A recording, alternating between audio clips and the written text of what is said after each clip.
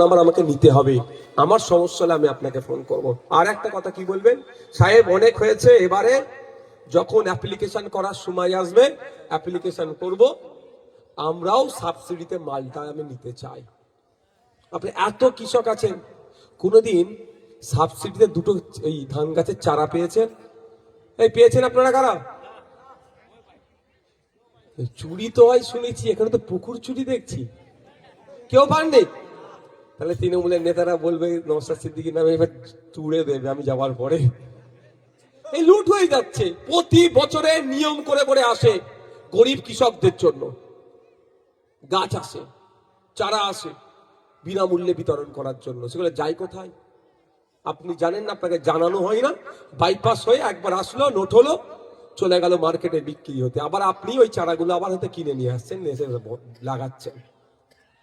তাই বন্ধুগণ, আমাকে আরো দুটো বিষয় আমাকে বক্তব্য দিতে জন্য রিকোয়েস্ট করছে, ওয়াকাফ আর এসআইআর।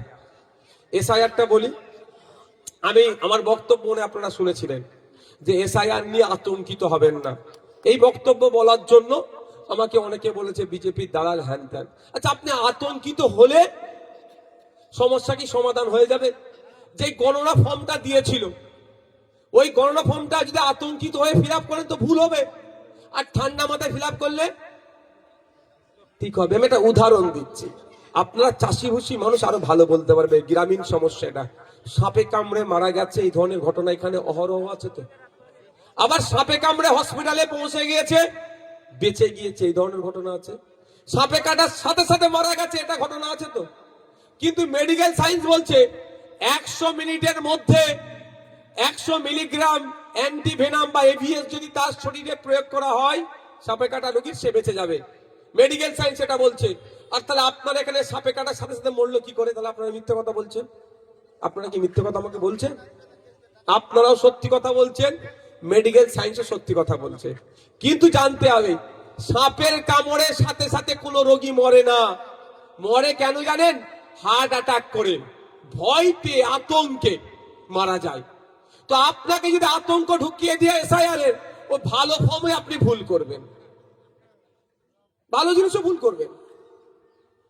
যেমন সাপে কাটার সাথে সাথে সাথে মরেছে, সাপে কাটলে যতই বিষধর সাপ হোক না কেন, সাপে কাটলে সাথে সাথে মরে না। 100 মিনিটের মধ্যে যদি ওকে শরীরে অ্যান্টিভেনাম দিয়ে দেওয়া হয় তাহলে সে মরবে না।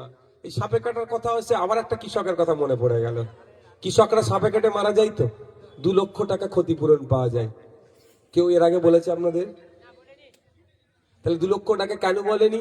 হয়তো দেখুন আপনার পরিবারের কেউ সাপে কেটে মারা গেছে, নেতা বাবু 2 লক্ষ টাকা আপনার পরিবারের নামে তুলে খেয়ে নিয়েছে, ওই জন্য বলেনি। দেখুন, আমি একটা যে কথা বলছি তথ্যের বাইরে আমি একটা কথা বলছি না। আমি আপনাদের বললাম চোর ডাকাত নিয়ে, তাহলে চোরকে ডাকাত আপনারা বুঝতে পারছেন তো।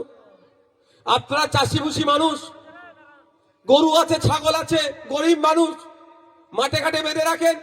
আর বর্ষার সময় বাজ পড়ে অনেক মানুষ, কৃষকরা মারা যায় তো। বাজ পড়ে মারা গেলে 2 লক্ষ টাকা ক্ষতিপূরণ পাওয়া যায়। কজন পেয়েছেন এখানে? অনেকে মারা গেছে তো। বা জানতেন কজন বলুন?